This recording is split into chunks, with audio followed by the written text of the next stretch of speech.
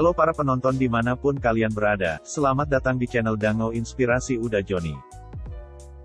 Assalamualaikum warahmatullahi wabarakatuh. Alhamdulillahirrahmanirrahim, kembali kita bersua dalam Dango Inspirasi Channel, satu channel yang fokus pada isu-isu pemberdayaan, khususnya pada pemberdayaan petani. Kali ini kita akan fokus membicarakan tentang pemanfaatan sumber daya alam, kemudian kita kaitkan dengan isu perubahan iklim dan ancaman krisis pangan yang banyak diperkirakan orang akan terjadi di tahun-tahun mendatang. Dan untuk itu di hadapan kita semua telah hadir Bapak Dr. Insinyur Ferry alias Datuk Supado MSc yang merupakan salah satu pakar pengelolaan sumber daya air di Sumatera Barat, khususnya dari Universitas Andalas. Selamat pagi Pak Datuk, saya panggil Pak Datuk aja ya. Ya, selamat pagi Pak Yos. Ya. Seperti yang kami sampaikan tadi, kan ini soal pemanfaatan sumber daya air ini kan menjadi penting, harus kita bicarakan. Dan kemudian juga kita akan kaitkan dengan soal perubahan iklim yang ini juga isu yang hangat hari ini, bahwa perkembangan iklim dari tahun ke tahun memberikan dampak yang cukup signifikan juga terhadap usaha pertanian, dan ancamannya adalah perubahan iklim itu sendiri yang secara tidak langsung telah kita rasakan. Kemudian juga muncul juga isu krisis pangan yang dengan perkembangan situasi dunia internasional dan ketersediaan pangan yang semakin menipis, dan itu kan harus kita antisipasi. Nah, betul. Kita tahu bahwa Sumatera Barat kan kalau kita lihat dari sisi ketersediaan sumber daya airnya kan sangat melimpah. Kita punya sungai, punya danau, kemudian iklim kita juga hujan sepanjang tahun, dan itu merupakan potensi yang harus kita berdayakan. Walaupun ancaman perubahan iklim tetap menghantui kita di Sumatera Barat, dan ini tentu akan berpengaruh pada ketersediaan pangan ya, sebagai hasil dari usaha pertanian. Nah, saya ingin ingin dengar pendapat Pak Datuk lah mengenai situasi yang kita gambarkan tadi dan bagaimana kita menghadapinya ke depan ini. Silakan Pak Datuk. Baik, terima kasih Pak Yos. Jadi mungkin kita ambil yang lebih globalnya dulu, adalah perubahan iklim atau climate change gitu. Nah, alam yang ada ini merupakan potensi yang kemudian dikelola dengan baik, yang menghasilkan produk-produk terutama bidang pertanian gitu. Nah, iklim adalah salah satunya. Nah, kita lihat sekarang perubahan iklim itu kalau secara general itu sebetulnya tidak terlihat nyata, karena itu slow gitu ya, dari tahun ke tahun. Tetapi yang jelas nampak itu adalah iklim yang ekstrim gitu. Nah, tahun-tahun belakangan ini kita sudah melihat kondisi perubahan iklim yang ekstrim gitu. Ada masa yang sangat panjang musim keringnya. Nah, akhir tahun 2022 kita, terutama Sumatera Barat, Kota Padang dan lain-lain, itu iklim ekstrimnya adalah hujan yang berlebihan ya. Nah, cuaca-cuaca ekstrim ini tentu akan menimbulkan dampak terhadap pertanian gitu kan. Nah, itulah salah satu yang dalam perubahan iklim sangat disorot adalah iklim yang ekstrim, perubahannya menjadi ekstrim gitu. Nah, perubahan lainnya juga terjadi, misalnya musim hujan. Kalau dulu waktu kecil-kecil kita sekolah belajar bahwa musim hujan itu di bulan-bulan yang berakhiran dengan ber, gitu kan.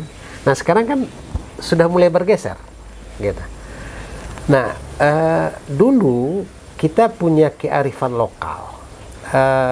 Para petani karena waktu itu sangat tergantung dengan curah hujan, tidak banyak irigasi dan lain-lain, mereka mengikuti jadwal tanam itu sesuai dengan keadaan iklim. Nah, mereka sudah punya kearifan lokal, kapan hujan akan turun, kapan harus mulai menyemai benih, gitu kan, dan menanam. Nah, itu sudah ada, gitu kan. Nah, bahkan dulu juga ada seremonial, misalnya para petani di kampung-kampung itu melaksanakan goro, membersihkan saluran, sumber air dan lain-lain, gitu kan. Nah, itu kan kearifan lokal. Nah, dengan perubahan iklim yang sudah bergeser sekarang, nah tentu kearifan lokal tadi juga sudah berubah. Nah, kebanyakan sekarang petani kita tidak terlalu memperhitungkan perubahan iklim, gitu kan. Pokoknya tanah kosong udah tanam, gitu kan. Nah, ini tentu saya kira pemerintah dan juga mungkin dari perguruan tinggi juga harus kembali memberikan masukan, memberikan pembelajaran kepada masyarakat bahwa kondisi iklim itu sudah berubah, gitu. Jadi yang ingin Pak Datuk sampaikan ini bahwa perubahan iklim ini sesuatu yang mesti harus kita hadapi, ya. Iya, walaupun itu kan sudah terjadi. Iya. Nah, itu kan sudah terjadi. Jadi sekarang yang harus kita lakukanlah apa antisipasi kita. Apa yang dapat kita lakukan dengan kondisi yang sudah terjadi. Dan dulu kan seperti yang Pak Datuk tadi kan kita punya kearifan lokal yang memang itu bagian dari mensiasati iklim ini. Nah, dengan situasi yang berubah ini seperti apa juga petani apakah masih memakai kearifan lokalnya itu? Kearifan lokal itu terbentuk kan berdasarkan pengalaman bertahun-tahun. Itulah yang diserap diinikan oleh petani dan menjadi kearifan lokal. Nah, kalau terjadi perubahan yang seperti sekarang ini, nah tentu kearifan lokal itu belum semuanya bisa mengejar daripada apa yang terjadi, gitu. Nah, dengan teknologi sekarang itu kan sudah bisa diketahui, sudah bisa diprediksi, kan? Nah, kalau dulu kearifan lokal itu terjadi karena pembelajaran dari alam yang bertahun-tahun menjadi kearifan lokal. Nah, sekarang kearifan lokal itu sudah bisa dihitung, dikaji dengan ilmiah. Nah, ini yang kemudian harus disosialisasikan lagi, bahwa di satu daerah musim tanamnya itu mungkin sudah bergeser karena waktu hujannya juga sudah bergeser, gitu kan. Nah, ini kan pembelajaran yang harus disampaikan. Jadi bisa dikatakan kita harus bisa memanfaatkan perkembangan teknologi sebagai sebuah alat untuk memprediksi perubahan ini, dan ini digunakan untuk memperkuat kearifan lokal ini lagi, gitu. Iya, betul. Nah, mungkin Pak Yos sendiri bisa bertanya kepada petani, apakah dia menanam sesuatu itu sudah menghitung mengenai iklim. Saya rasa sebagian besar petani kita tidak, gitu kan. Karena apa? Karena kondisi, ya banyak faktor lain lah, gitu kan. Kadang dia pikir malah yang lebih utama itu misalnya pupuk, kapan pupuk tersedia. Nah, dengan ada misalnya, tapi lupa memperhatikan perubahan iklim ini, ya. Kan? Dan malah sebagian petani menginikan menghitung itu kapan pupuk subsidi keluar. Nah, di saat itu baru nanti kita bertanam, kan, gitu. Harusnya penyediaan sarana produksi yang lain harus juga mempertimbangkan ada perubahan-perubahan iklim ini. Jadi penyusunan pola tanam yang terintegrasi berdasarkan iklim, kemudian juga bahkan kalau perlu kita hitung pasar, gitu. Kita tanam sekarang, panennya kapan? Saat itu harga bagaimana? Itu kan sudah ada historikalnya, gitu kan. Nah, contoh sederhana aja, begitu puasa dan lebaran, itu seluruh produk pertanian itu, bahan-bahan itu naik harga.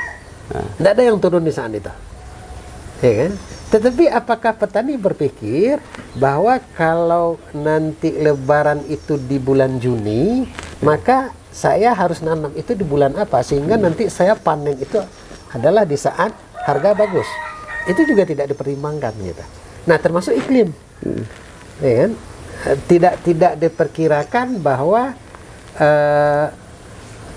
menanam itu sesuai dengan kondisi iklim yang sudah berubah. Dan ini menarik ini diskusinya nih Pak. Bagaimana kita memperkuat kearifan lokal ini dengan melihat perubahan-perubahan iklim yang ada. Artinya untuk mengantisipasi perubahan iklim yang ada. Nah, ini strategi yang lebih konkretnya seperti apa ini untuk bisa kita memperkuat kearifan lokal ini? Kan masyarakat sudah terbiasa dengan pola yang lama.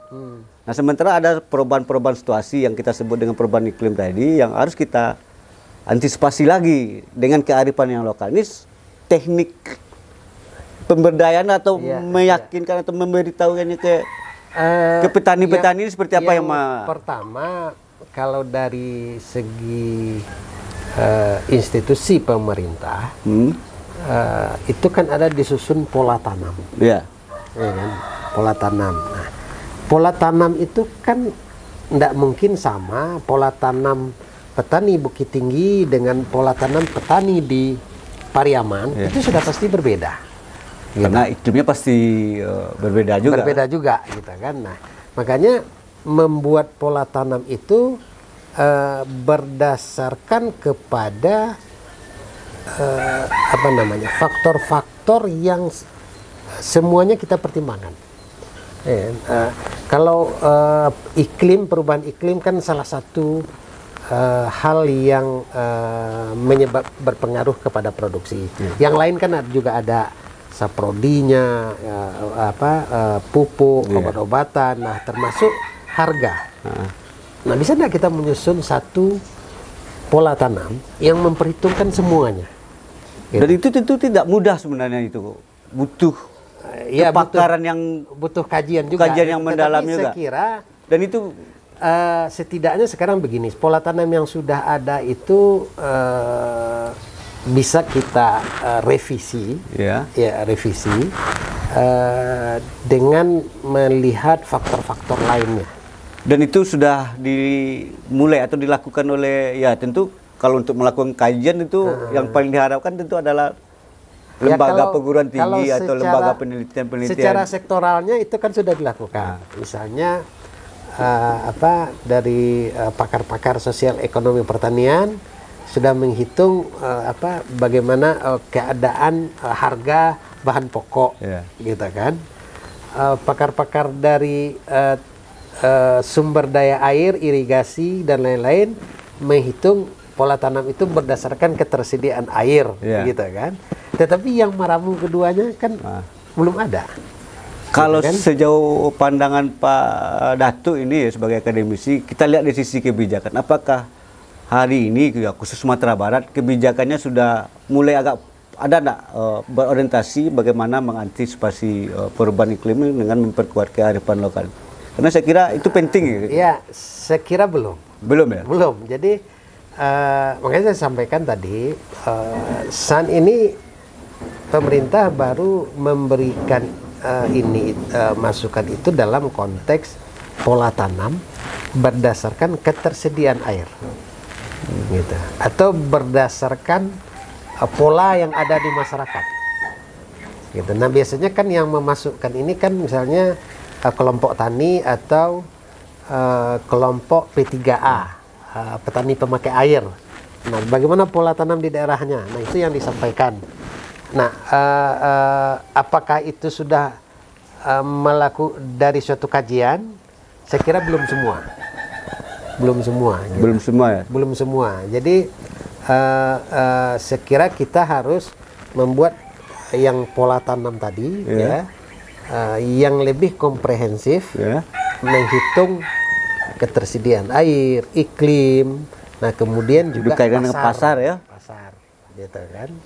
Nah, kan tidak pernah sangat sedikit lah ya, sangat sedikit yang memperhitungkan. Oke, kalau saya tanam cabai pada bulan ini, gitu kan, berapa hujan yang kemungkinan terjadi? Lalu dengan hujan seperti itu, bagaimana kondisi tanaman saya? Bagaimana pertumbuhan hama dan penyakit yang akan menyerangnya? Terus saya akan panen 3 bulan ke depan itu di minggu yang kesekian.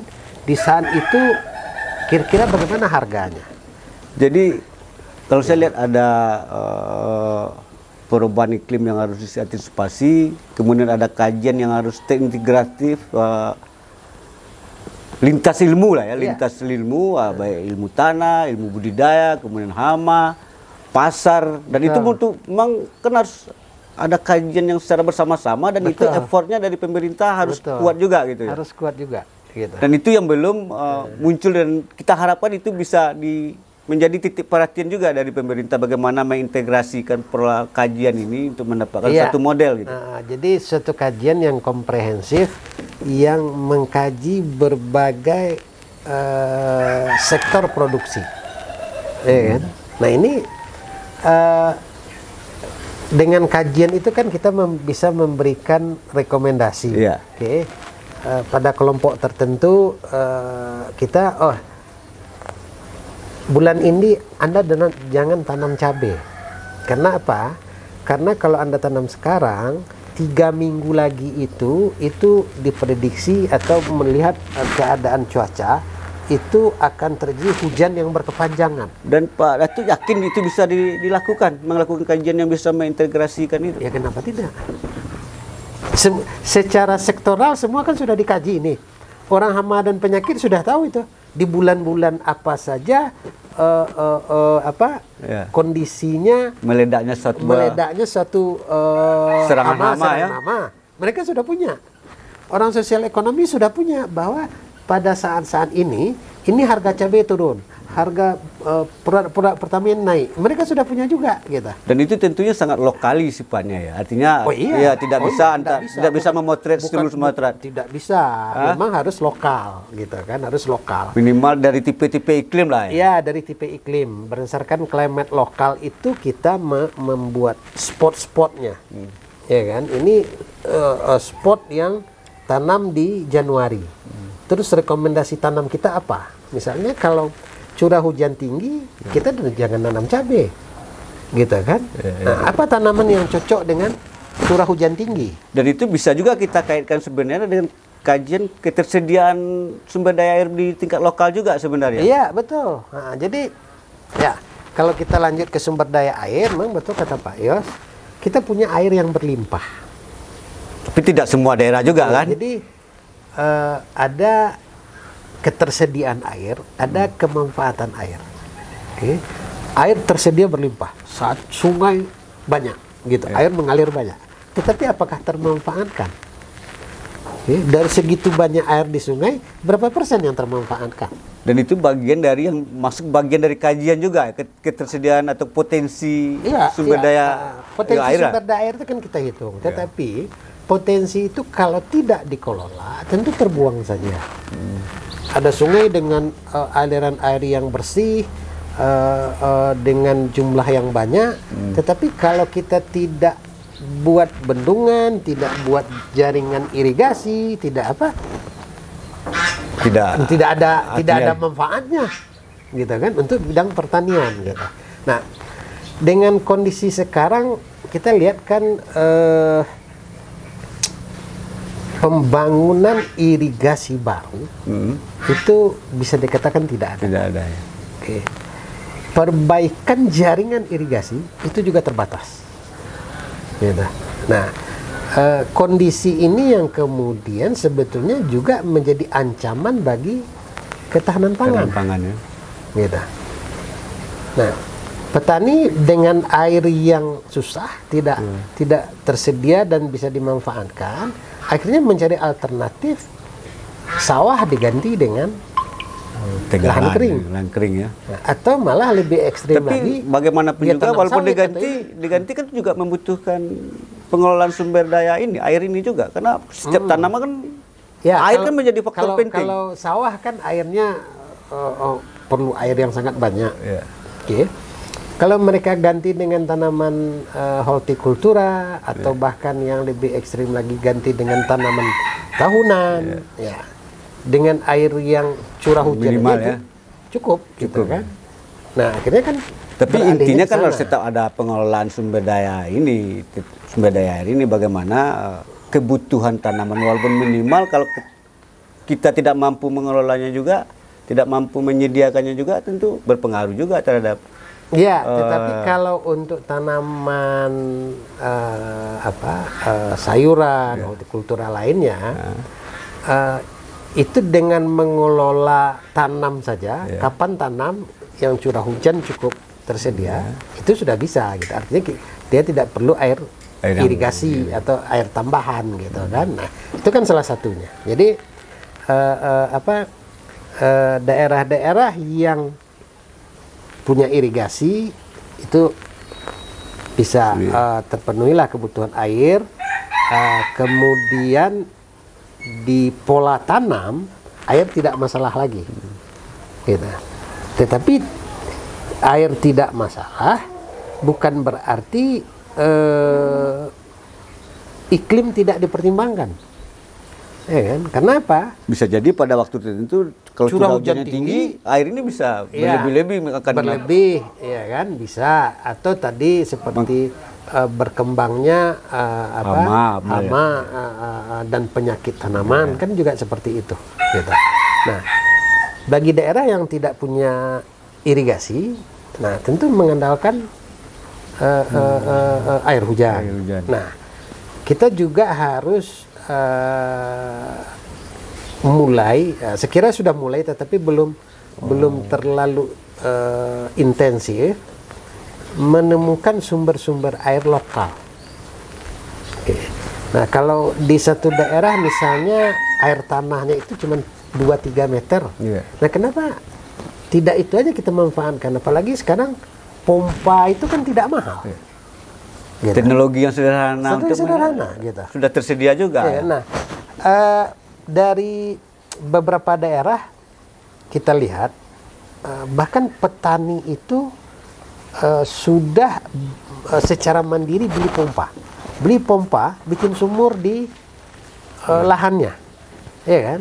Lalu sekali 2-3 hari ke ladang bawa pompa, siram semua, udah bawa pulang lagi. Dan itu sebenarnya bentuk kearifan lokal juga dari masing-masing petani ini kan. Nah itulah yang pembelajaran yang mereka dapatkan, bahwa air irigasi tidak tersedia, air tanah ada, gitu kan. Nah, tapi kan semua petani juga yang melihat potensi itu juga. Makanya pemerintah harusnya melakukan kajian itu, potensi air tanah, gitu kan. Nah, di daerah-daerah mana yang air tanahnya cukup tersedia, dangkal, tidak terlalu dalam bikin sumurnya. Nah, di sana mungkin tidak perlu bikin irigasi, kasih pompa aja, suruh masyarakat gali sendiri, gitu, ya kan? Karena bikin irigasi itu luar biasa mahal, bikin bendungan itu luar biasa mahal. Kemudian saluran irigasi, gitu kan? Nah, jadi saya lihat beberapa kasus seperti di Sumani. Sumani itu kan sudah banyak itu. Terakhir juga ada pompanisasi, pompa besar, ternyata dalam operasionalnya tidak layak. Nah, akhirnya apa sekarang? Masyarakat gunakan pompa-pompa kecil, gitu. Berarti memang pertimbangan situasi lokal, teknologi yang harus diterapkan untuk menaikkan air ini harus dikaji betul juga ya. Dipertimbangkan. Jadi, banyak sungai, ada sungai. Nah, dulu pilihan kita kan bikin bendung, ya kan? Berapa duit bikin bendungan, lalu saluran. Nah, sekarang minimal yang di tepi sungai pakai pompa aja cukup, gitu. Dan biayanya pasti lebih murah ya. Lebih murah, gitu. Lebih murah kan? Ya kan? Nah, jadi memang tidak semua. Ada daerah pertanian itu yang memang air tanahnya sangat dalam, bikin sumur tentu susah, gitu kan. Nah, itu mungkin kita harus melihat lagi alternatifnya apa. Tetapi juga kita kan belum petakan ini. Di mana daerah-daerah pertanian yang air tanahnya dangkal. Ya kan? Sebenarnya gampang aja. gampang aja, lihat aja sumurnya. Masyarakat ada nggak bikin sumur di sana? Berapa dalam dia dapat air gitu? Jadi memang kajian ini penting ya untuk melihat potensi lokalnya, ketersediaan air lokalnya, dan teknologi yang diterapkannya itu harus disesuaikan dengan kondisi lokal itu ya. Kalau tidak harus buat jaringan irigasi besar. Tidak harus. Jadi memang kalau sekarang kalau di ekonomi orang kan bilang ekonomi kreatif, iya kan? Nah, pemanfaatan sumber daya alam kita juga harus kreatif. Tadi dengan pompa. Terus dan itu kan bisa jadi, ya kan? Bisa jadi pompanya itu tidak pakai tenaga mesin gitu. Tenaga mesin, Kenapa tidak pakai angin? Pakai angin. Ya kan? Atau solar cell yang sekarang harganya makin murah gitu kan. Kan banyak pilihan. Oke, kalau di daerah-daerah yang punya angin cukup, kita bikin kincir untuk narik air gitu. Kincir yang teknologi yang lebih sederhana juga kan, harus pakai tidak kincir yang besar seperti turbin elektrik, itu tidak seperti itu gitu kan. Dengan alat-alat yang sederhana aja. Jadi ya kita harus mencoba melihat potensi-potensi lokal itu dan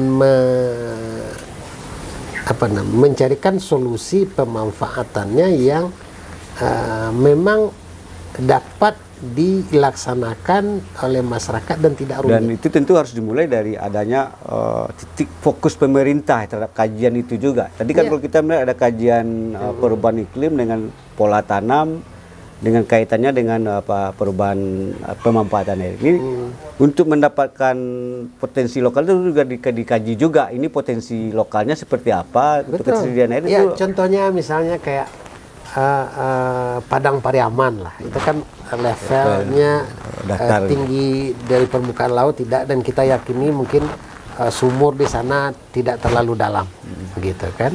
Nah kita kan bisa bikin pilot project aja di 2-3 lokasi, bikin sumur, taruh pompa di sana, dan masyarakat bisa memanfaatkan itu. Tidak harus bikin irigasi yang miliaran. Gitu. Dan itu mungkin skala desa yang sekarang ada dana desanya mungkin bisa mendorong kebijakan itu juga. Iya kan, bisa. Cuma kan memang harus ada effort dari pemegang kebijakan yang di atas. Ya itu mungkin memang dari pemerintah tentu harus memulai itu. Dan memanfaatkan potensi sumber-sumber dana yang ada ini, baik level pemerintah provinsi, malah dari pusat, provinsi. Di beberapa lokasi saya lihat di Sijunjung itu mereka gunakan pompa menarik air dari sungai, gitu. Dan itu pipanya bisa selangnya itu, ya kan, bisa sampai 300-500 meter.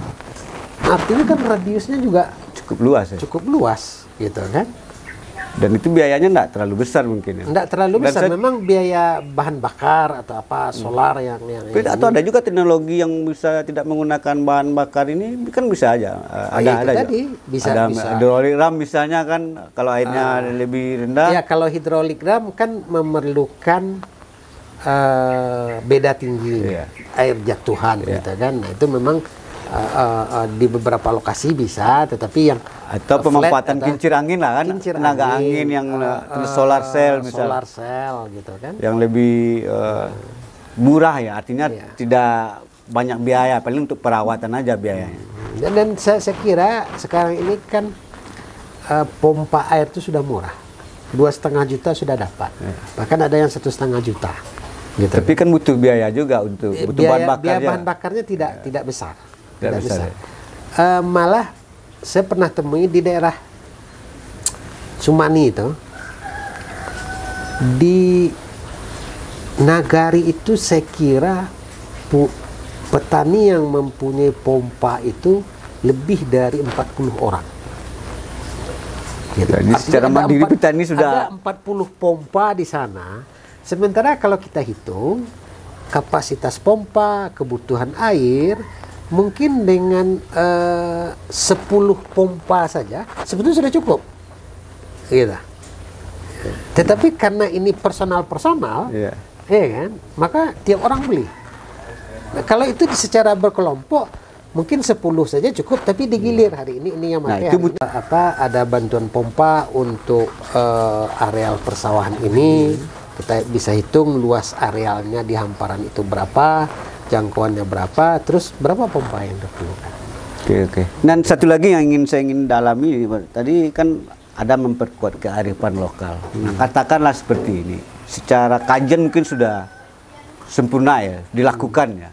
Nah, persoalannya sekarang bagaimana kita menerapkannya ke lapangan, kan sebenarnya kan ini problem juga selama ini saya lihat.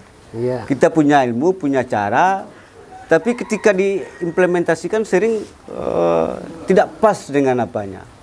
Meyakinkan petani, membuat suatu model. Nah ini, dan memunculkan kearifan lokal yang terintegrasi tadi dengan teknologi-teknologi baru ini seperti apa? Nah, ini mungkin perlu. Jadi memang merubah budaya atau pola itu memang perlu waktu yang panjang, gitu kan. Dulu petani kita tidak mengenal misalnya pupuk pestisida, gitu. Lalu muncul program Bimas Inmas, ya kan, dikasih pupuk, dikasih ini, tanam serentak. Waktu itu banyak petani yang menolak, bahkan sampai ABRI dilibatkan untuk meinikan petani supaya mengikuti ini, gitu kan. Akhirnya apa? Mulailah berubah, orang nanam sudah harus pupuk ini semua. Nah, itu memerlukan waktu berapa tahun dengan pressure yang cukup kuat dari pemerintah. Kalau sekarang kan pendekatan itu nggak mungkin lagi nih. Pendekatan itu nggak mungkin lagi, gitu, ya kan? Untuk merubah kebiasaan petani untuk mengurangi pupuk saja, ya kan? Itu akan sangat sulit, gitu. Nah, saya melihat ada satu potensi ini yang bisa kita optimalkan ya, potensi kearifan lokal juga. Keberadaan, kita kan ini mama ini kan punya kekuatan yang lebih kemenakannya. Dan rata-rata di desa petani-petani itu kan kemenakan ini mama. Nah, apakah ini bisa harus kita berdayakan juga atau dioptimalkan juga kekuatan? Sebetulnya bisa. Ya, dan saya melihat itu masih agak kurang. Semua pihak bisa berperan di sana, gitu kan. Tetapi untuk terjadi perubahan itu akan cepat terjadi kalau faktor pendorongnya itu kuat. Nah, faktor pendorong ini siapa ini? Nah, faktor pendorong yang paling kuat itu pemerintah. Gitu kan. Pemuka adat, gitu kan. Kemudian tokoh masyarakat, mereka punya faktor pendorong, tetapi tidak sekuat pemerintah. Gitu kan. Jadi harus dikolaborasikan. Nah, kemudian kalau ini dikolaborasikan, tentu semakin lebih kuat lagi. Nah, sekira yang bisa dilakukan itu adalah dengan membuat percontohan pilot project, ya kan. Nah, yang memang dikerjakan secara baik. Ya, walaupun ada pilot project, tentu pelibatan kearifan lokal ini ya, harus dengan adanya pilot project, orang kan sudah bisa lihat, ya kan, hasilnya seperti apa, gitu kan. Nah, sama kayak pakai pompa, ya kan. Di satu daerah itu orang yang pakai pompa itu kan tidak serentak 40 orang beli. Dimulai dengan ide satu orang, ya enggak? Dia bikin sumur, dia beli pompa, terus diairinya sawahnya.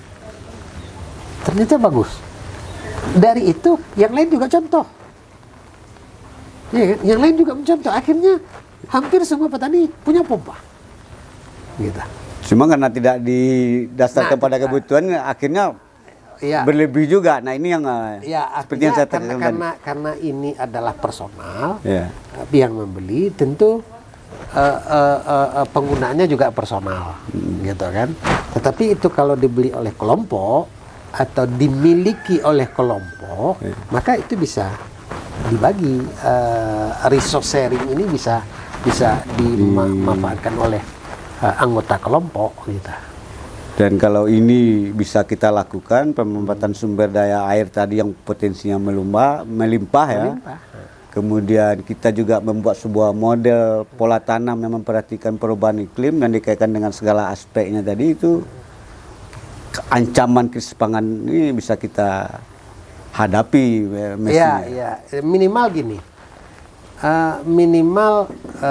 Kita sudah mengantisipasi salah satu faktor produksinya, karena krisis pangan ini sebetulnya kan hal yang kompleks, bukan oleh satu faktor saja, oleh banyak faktor, gitu kan? Karena contohnya tadi kita sudah benahi elemen dasar dari pertanian, terus sudah berproduksi. Produksinya sudah bagus, hasilnya sudah seperti diharapkan. Nah, krisis pangan tetap bisa terjadi karena krisis ekonomi gitu. Contohnya apa? Contohnya kita punya pangan, kita punya panen, terus karena minyak sudah mahal, gitu ya, kendaraan operasional pengangkutan jadi semakin berkurang, gitu kan? Nah, akibatnya apa? Ya punya kita numpuk, nggak ada yang mau beli. Kita punya berlebih. Sementara di satu pihak orang yang tidak punya faktor produksi tidak punya, tapi untuk membawa ini ke sini tidak ada faktor. Tinggal menyelesaikan itu aja lagi sebenarnya, faktor distribusi barangnya. Nah, makanya di dalam konteks krisis pangan yang harus juga dilakukan oleh pemerintah adalah menjamin distribusi produksi itu berjalan dengan baik. Iya kan? Nah itu yang dari konsep gitu ya yang sudah disampaikan Presiden itu cukup bagus. Presiden memerintahkan BUMN ini menjadi off-taker ya, membeli produk-produk petani. Nah, itu untuk tadi petani sudah nanam apa semua, terus karena krisis faktor transportasi tidak jalan gitu misalnya, atau ekonomi turun, orang nggak punya daya beli, gitu. Nah makanya ini dibeli oleh off-taker tadi, BUMN tadi.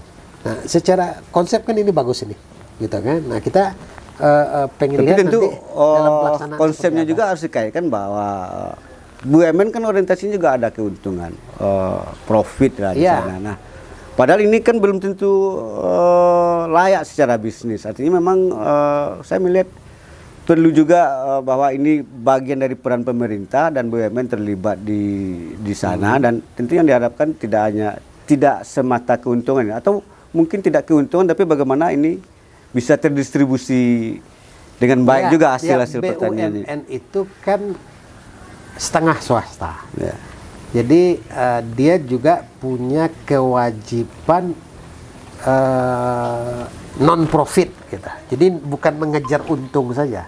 Nah inilah salah satu yang dimanfaatkan, ya kan, bahwa dengan kemampuannya BUMN bisa menjadi off-taker, gitu kan. Nah persoalan apakah setelah itu BUMN rugi? Ya tidak. Ini kan punya pemerintah juga. Yang penting asal jangan bisa terbiayai. Banyak BUMN yang rugi sekarang, tapi kan jalannya kan, gitu kan.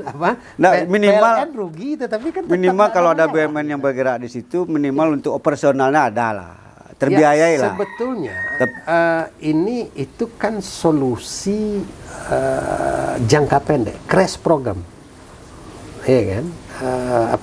Begitu terjadi kita jawab dengan ini, ya gitu kan. Nah kalau mau jawaban jangka panjang, bukan itu, ya kan. Nah harusnya apa?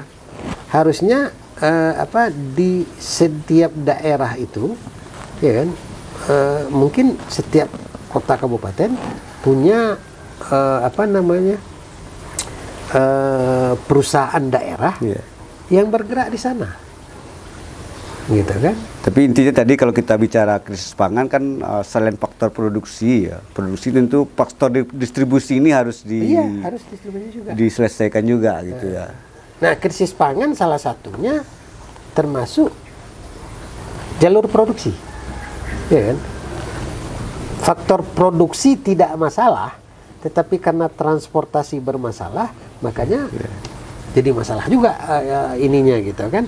Petani punya stok berlimpah, di kota orang tidak punya apa-apa karena tidak ada jalur distribusi yang menghubungkan ini. Nah, jadi ya yang ditekankan di sini dengan krisis ekonomi ini sebetulnya yang sedikit yang tidak parah terpengaruh itu adalah produsen. Nah, Produsen maksudnya di sini produsen ini orang-orang yang menghasilkan, misalnya petani. Petani misalnya, kalau Gitu kan? di usaha tani. Ya kan, petani, ya kan. Nah, kemudian orang-orang yang tidak banyak tergantung ke produk luar. Gitu. Nah, kalau ini kita lebih mandiri. Itu menjadi apa ya? Menjadi guidance juga buat kita bahwa kita kalau memang kita ingin menghadapi krisis, kita harus mendorong kemandirian ini. Tidak banyak tergantung. Tidak banyak tergantung. Jangan tergantung ke pupuk. Pupuk kimia misalnya kan. Pupuk kimia. Karena apa? Karena itu mempunyai distribusi yang sangat panjang. Pupuk langka karena bahan baku untuk buatnya tidak ada. Perang Rusia dengan Ukraina, salah satu bahan baku pupuk itu adalah dari Ukraina. Dengan mereka perang tidak masuk ke Indonesia. Sehingganya apa? Pabrik pupuk kita tidak bisa berproduksi. Pabrik tidak berproduksi, tentu tidak ada pupuk yang mau disalurkan. Akhirnya harga pupuk di lapangan mahal jadi. Mahal.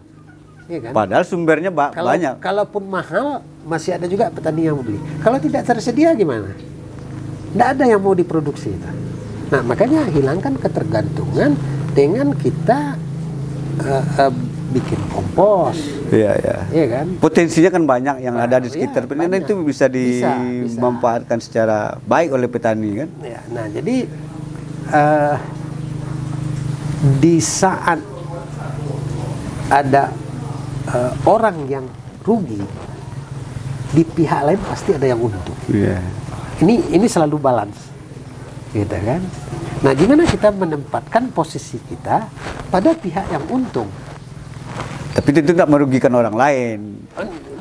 Dia tidak merugikan orang lain, gitu kan? Karena ya contohnya gini, di saat harga pangan naik, ya kan, dalam tanda kutip, yang rugi kan konsumen. Dia membayar lebih banyak. Yang untung siapa? Petani. Produsen. Itu kan hukum alam saja, gitu kan? Hukum alam itu selalu seimbang seperti itu. Ada pihak yang terrugikan, ada pihak yang mendapatkan profit. Nah, perang, ada yang mati, ada yang macam-macam, rugi. Yang bikin senjata untung, gitu kan? Nah, intinya bagaimana kita menempatkan diri kita pada posisi pihak yang tidak rugi lah. Gitu. Artinya apa? Tapi kita berproduksi, ya kan? Untuk bisa bertahan itu kita harus berproduksi. Dan untuk bisa berproduksi dengan baik itu tentu kita tidak bisa mengandalkan orang lain. Ini yang kurangi ketergantungan dengan pihak lain, tadi. Gitu kan? Nah, kalau walaupun tidak bisa 100% ya? Tidak bisa. Tentu tidak bisa 100%. Karena ini memang pastilah, karena kan ada butuh orang tidak bisa hidup sendiri lah, katakan begitu. Biosistem ini kan juga ekosistem yang mempunyai jaring-jaringnya. Tapi prinsip-prinsip kemandiriannya harus dijalankan gitu. Yang bisa kita mandirikan, kita mandiri. Kita persiapkan, didengung-dengungkan akan terjadi krisis ekonomi, pangan dan lain-lain. Nah, persiapan kita apa? Pupuk tidak ada, sudah punya nggak kita penggantinya? Termasuk kalau kita kembalikan lagi ke topik awal kita soal sumber daya air tadi, itu kan memang harus bisa optimal kita manfaatkan dengan segala situasi lokal yang harus kita antisipasi juga. Gitu. Saya kira cukup Pak Datu ya, walaupun panjang diskusi kita, tapi ada yang menarik kalau kita hubungkan dari tema yang kita ambil tadi, mulai bagaimana kita membedah perubahan iklim, dan bagaimana cara mengatasi, kemudian bagaimana kita bisa memanfaatkan sumber daya air yang melimpah, kemudian bagaimana kita bisa menghadapi krisis pangan ini dan juga melebar ke soal BUMN. Tapi saya melihat ada benang merahnya yang disatukan bahwa prinsip-prinsipnya memang harus pemanfaatan sumber daya lokal itu penting. Analisis lokal untuk membuat sebuah kebijakan itu penting, dan prinsip yang terpenting lagi bagaimana kita bisa melepaskan ketergantungan, dan membuat selalu berusaha untuk menjadi lebih mandiri. Dan saya kira dengan prinsip-prinsip seperti itu, ancaman krisis pangan yang banyak didengung-dengungkan oleh orang sekarang ini dengan berbagai situasi yang mempengaruhinya akan bisa kita hadapi. Kami pikir itu yang hasil kesimpulan dari diskusi kami, tapi tentu Bapak pemirsa atau ibu-ibu semua yang mendengar bisa menyimpulkan sendiri. Terima kasih Pak Datuk, Pak Doktor, Pak Doktor Ferry Aljus Datuk Supado, MSc. Video kami kali ini, terima kasih sudah menonton. Jangan lupa untuk like, komen, dan subscribe untuk mengikuti perkembangan terbaru dari channel ini. Sampai jumpa di video selanjutnya.